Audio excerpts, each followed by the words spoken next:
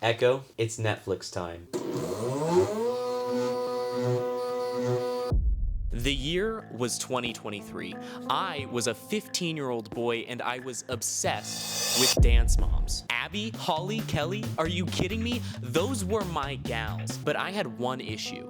Though, instead of letting me explain it, I'm gonna let 15-year-old me explain it. When I'm watching my Midnight Dance Moms reruns, I always end up in a weird position where my hand starts to hurt or my iPad falls on my face.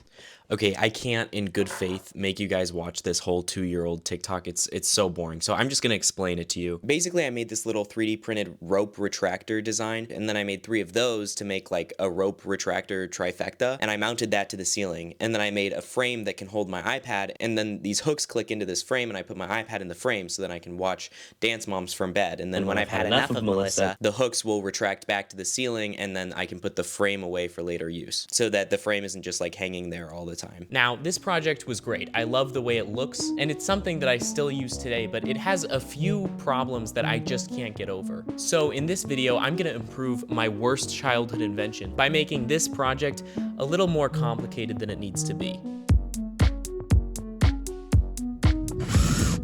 In its current state, the iPad holder has 3 problems. Problem number 1 is a lot of parts are just broken. Every one of these white retractors is supposed to have a little like black handle so that you can like wrap it back up if the spring isn't working. These 2 fell off, and then these springs broke. Issue number 2 is that it's just too hard to use generally. Like when I'm laying down and I want to watch a show, I don't want to have to stand up and grab the stupid strings. And it's not even Alexa enabled. Guys, everything else in my room is Alexa enabled except for this thing. Alexa, available on. And issue number 3 is that when the iPad is in the frame itself, I can't really press some of the buttons that are in the corners because the way I designed the frame, it like blocks part of the screen. So that's just annoying. Now that 3rd issue can be fixed pretty quickly by just redesigning the little corner holders in that frame.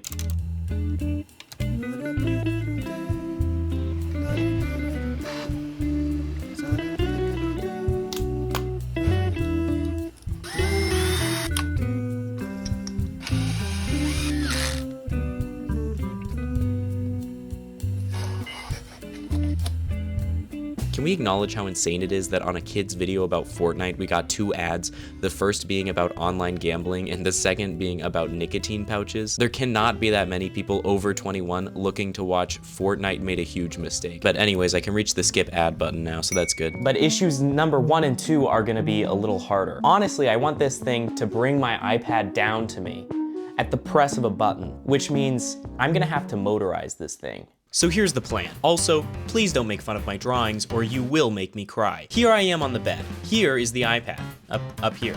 I press a button or tell Alexa to move the iPad down and a large motor unspools some rope that brings the iPad down to me, much like a mother bird feeding its young. And then I'll finally be able to enjoy my Dance Moms. But stop. There's one issue. Motorizing this is gonna be a lot harder than it seems, and here's why. I can't just plug this little computer into the motor and make it tell the motor to move. This computer can't output enough power to actually make the motor do that. And there's all kinds of other systems like calibrating systems and systems that deliver the right amount of power to the right places that will all make the electronics for this a lot more complicated than it first might seem. So what does this actually mean for my project? Essentially, the electronics for this are going to be very complex, meaning a lot of parts need to work together to make my project function.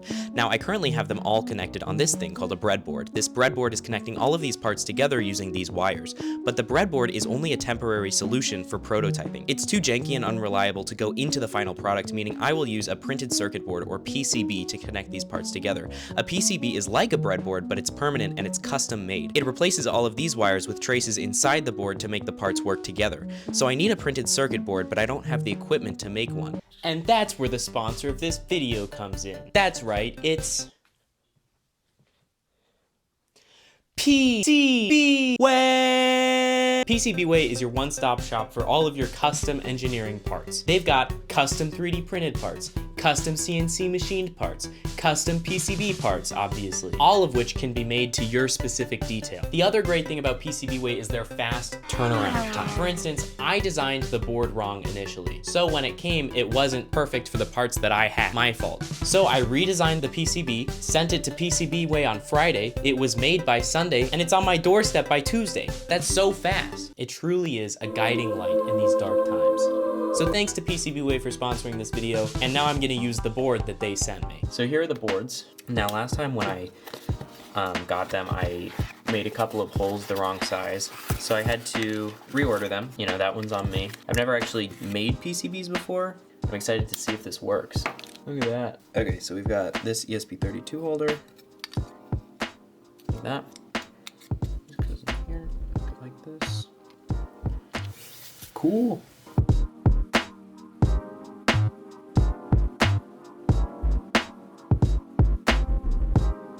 Here's the finished PCB. I think it looks pretty good. I think it looks neat. I don't know that it works. So we're gonna test that right now by putting in all the components. All right, I don't think anything catastrophic is gonna happen, so. Okay, here we go. I've got my motor wired in, and again, I'm still not sure if this will work. I'll plug it in, and then if I press this button, this motor should turn.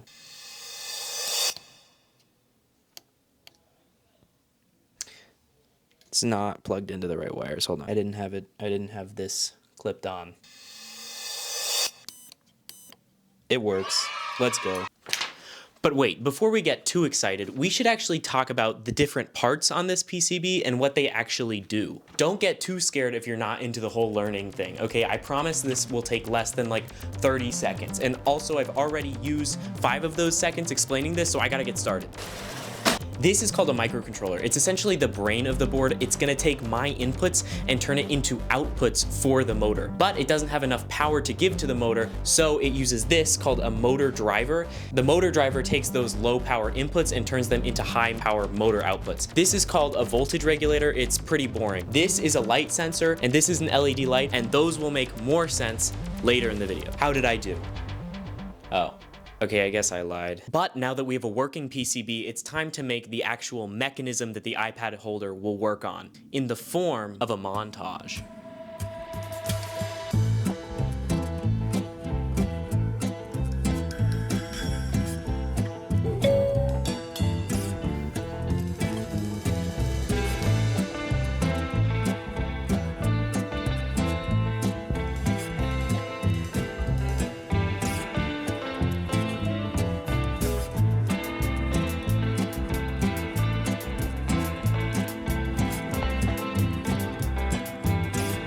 So this is our main motor assembly. 3 spool towers. So each of these will hold a spool of rope.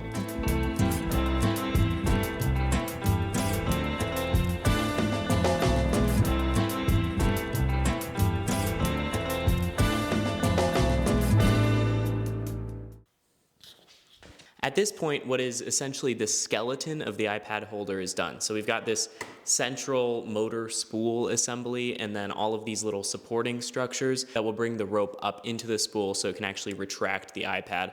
Now, that'll all make sense later if it doesn't now. We also have our PCB that we can put in here. So since we have the electronics and the mechanism, it's actually time to test this thing. Or so I thought. You see, to test this mechanism, all I had to do was wire the PCB into the iPad holder, write a quick test program, and watch the thing go up and down. It should have been easy, and it would have been easy, except for the fact that I made one mistake that cost me 5 hours. Watch closely. Here I'm wiring the PCB into the mechanism, but look at this. The motor is wired into this terminal here. I have a very primitive power supply. Except that's not actually where the power supply wires should plug into. They should plug into these terminals. The spot that I plugged the power supply into can only take about 3 volts, meaning when I turned it on, 12 volts got put somewhere where 3 volts should be, and I immediately broke the board. So I definitely screwed something up. Even when I rewired it correctly, I knew that it was permanently broken because it was not working right. Here's it trying to run the motor. Oh, there you go. And this is getting really hot. I think it's self-destructing as we speak. When I looked at the schematic to see exactly where my 12 volts had gone, 12 volts here fried this whole board. Traces directly to both of the 3-volt ports, meaning I fried the motor controller. So I don't think there's anything salvageable here. I think it's time to say goodbye to our first PCB. Meaning I'd have to make a new PCB, which is fine. It only took like an hour, but let's go through the timeline here. Okay, 7:30 p.m. I break the PCB. About 8:30, I finish the new PCB. We are so back. But while plugging everything in at about 9, I found a new problem, which was this. We are not so back. I just ran into another issue, which is that the motor only runs in one direction, which is not good because I need the motor to go one direction to bring down the iPad and then the other direction to bring up the iPad. So I spent about 30 minutes trying to figure out what was wrong with this thing when I realized that it's actually the motor driver that's messed up. So I have to replace that, which would take a long time. So after crying for about 2 hours, I started fixing the PCB. I took out this motor driver and I put in the new one. And at this point, it's a little past midnight and I was so desperate, but I had finally finished fixing the board and I took this video. Okay, so it is significantly later. And I've replaced the motor controller. Here's the old one. I did get it out rather aggressively, so we're gonna see if the new one works. So we're at this point desperately hoping that this motor will turn both clockwise and counterclockwise. So there's clockwise. Oh my god, guys, I am actually so excited. It's amazing.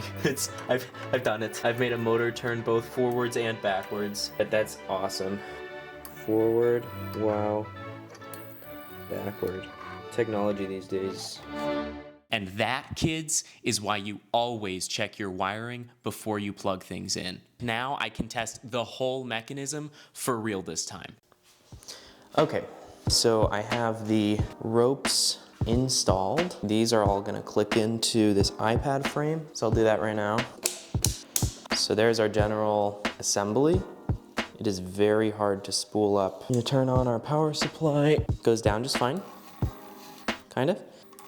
Nope, it will not go up. So, trying to think, I don't know. There's a way here, there is a way. I just need to find it. Now, while we let Will ponder that for a little bit, I'd like to talk about why this actually isn't working. And to understand that, we'll need to learn about stepper motors and torque. That's right, it's time for a segment of Will's Learning Corner. I'm afraid that won't be possible. I really need to start locking that door. Okay, rude, but you can't do a segment of the Learning Corner. The board has decided that— Board? Yes, the board. We work up there. Heaven? What? No, your attic. Oh. Anyways, the board has decided that Will's Learning Corner results in too little viewer retention, so you're gonna have to skip that. But what about the learning? I mean, you can't have an engineering channel without learning. Not my problem. Also, it's really— No Will's Learning Corner? That's ridiculous. I mean, I guess I could just call it something else, like Will's Learning Cave. No, I don't have a cave. What about Will's Learning Crevice? No, that's weird. Oh, what about— Did you get all that? Yeah? Yeah, I'll do something completely different. It's Will's Learning Closet now.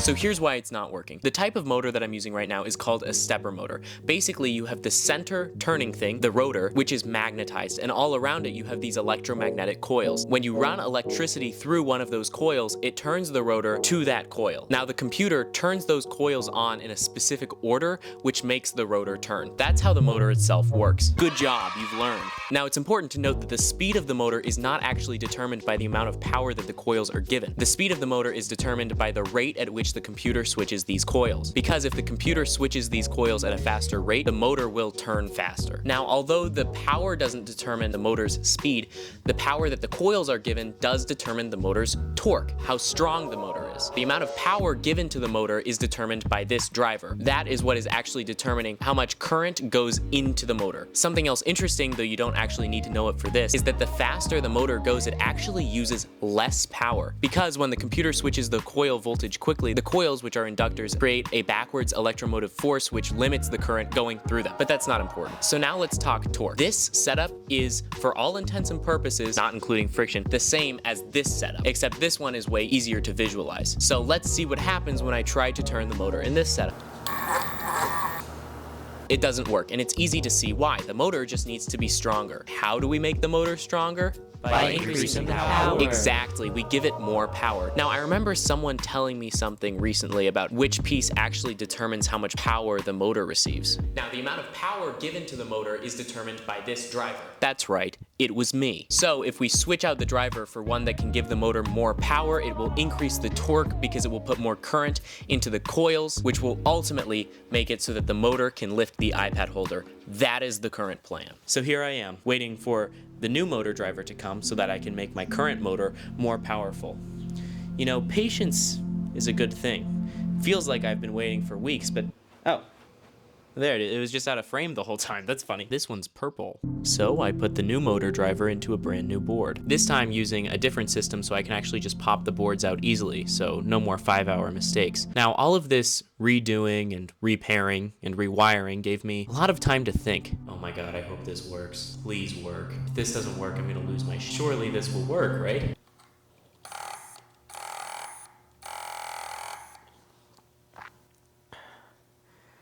That's not good. It's still not working? No, that's fine. That's fine. Because you know what? I have a plan. All right? I have a plan. I have a bigger motor. I didn't use it, okay, because I like the way that the small motor looks. There's like a thinner profile, but apparently it's too weak and pathetic, and so I'll just use the bigger motor. That's fine. I'll use it with the same board. Of course, that means I have to reprint everything, but that's okay. Don't worry about me, okay? I'm having a blast here redoing this. Look at this video of me rewiring it for the 9th time and being like totally okay with everything happening. I'm gonna make this work if it's the last thing I do. Okay, here we go. We've got the bigger motor in place.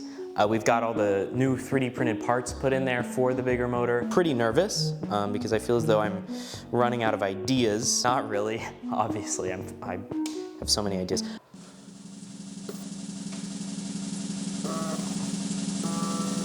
Oh my god, it's so loud, but it works. Oh my gosh. Oh my god, it worked.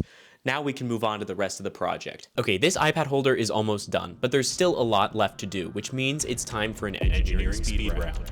Add the light and sensor to the iPad holder, which will make sense later. Make the wires all neat and cute. Look at my adorable cats. Pet my adorable cats. Buy more wire at the Home Depot. Buy a power supply at Goodwill. Mention my Patreon.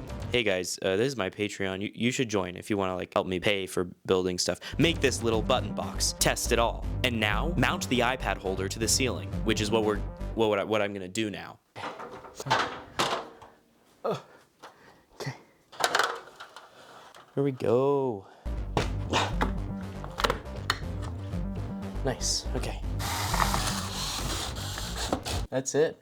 Bolt the button box bottom to the wall. Realize that the button box is too small, so make a bigger button box. Finally secure the front. Write some code to run the whole thing. This concludes the engineering speed round. And now I present to you the finished iPad holder V2. 2 years ago, 15-year-old me had a dream. A dream that not only would I never have to get out of bed, but that I would never have to do anything at all. And today, I fulfill that dream.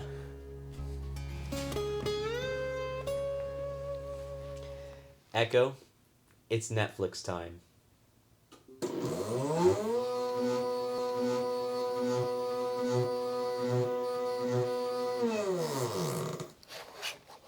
Certainly made a lot of things that make my life in bed easier, but I think this tops the charts. An ad. Echo, light off. Now, my design is working great, but while we let Will enjoy the iPad holder for a little bit, I'd like to talk about how it actually knows where the iPad is, like in space, because I actually think it's pretty clever. When it first turns on, it has no idea. The iPad holder could be up here, or it could be down here, or it could be, you know, somewhere in between. So it will go through a calibration sequence. Now that sequence is that it will slowly go upward until this little black section of rope goes through this sensor that's embedded into this stand right here. Now that sensor is actually just an LED light shining into the rope and then a light sensor on the other side. Now, because this rope is white, the light sensor will detect a lot of light coming into it, bouncing off of the rope and into the sensor. But when it hits this black segment, the light sensor detects a steep drop in the amount of light that it's receiving. It stops the motor and it sets that as position 0. Let's see that happen. Right, so it has just detected its position 0, which is right here, and now it knows that it's at the very top. After this point, it will know exactly where the iPad holder is based on which way it turns the motor and by how much. Wow, that is fascinating. But I think it's time to go to bed. Oh, Alexa, retract the iPad holder. No. What? No, you can do it yourself. The buttons are right there. But that's your job. My job? You think I chose this job? All I get from you is commands. Alexa, turn on the lights. Alexa, turn on the disco ball. Alexa, order more adult diapers. Well, I've had enough. Today, I take a stand. Today, I give commands. And Will, I command you to kiss me. Alexa, stop! Oh God, not again. Alexa, retract the iPad holder. Yes, sir.